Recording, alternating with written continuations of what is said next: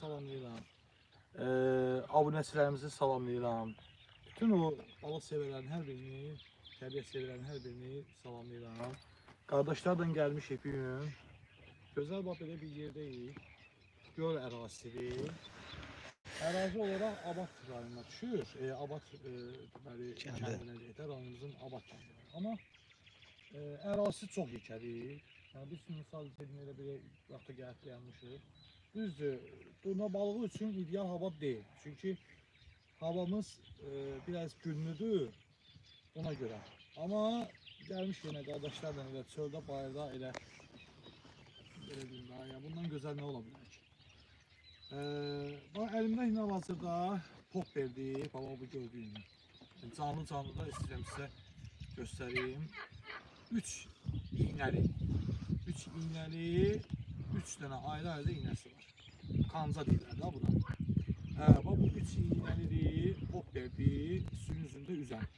İndi hal-hazırda yoxlayacağım. Deməli burada bu indi bilmirəm orada tam düşür yoxdur. Yox, bu qamışların qırağıyla durna balığı üçün ən ideal yerlər pusqu vəziyyətdə vurmaqdır. Adətən qamışların qırağıdır, nəyin yerədir, balıq orada adaptasiya edir özünü, tam şəkildə. Və ondan sonra hücum edir, nətər deyirlər. Yəni o sırf kamuflaj üçün ən münasib yerlərdir balıq ərazi. İndi elə belə atırıq, düzdür, yoxlamışıq. İndi birinci atışımız ölür, amma elə belə yox.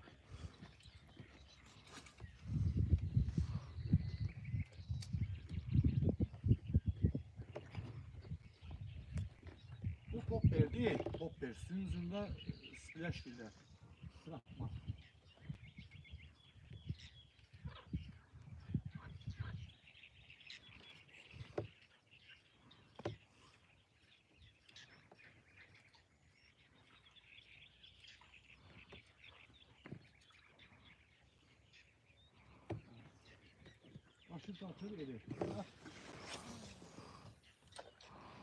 Elnur sen ne atırsan? Kaşık atırsan.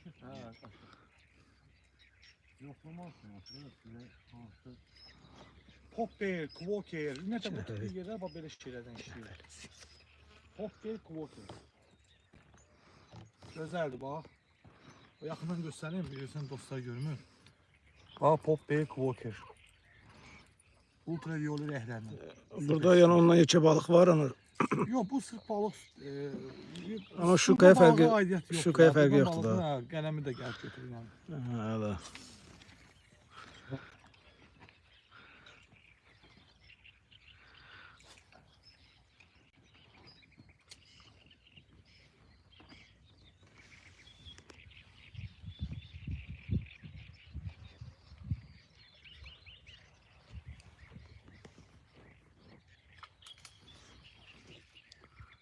bir dənə çıxardın, izləyicilərimiz var, 8 nəfər izləyir sizi. Çox sevə-sevə. İndi bu işləmədi.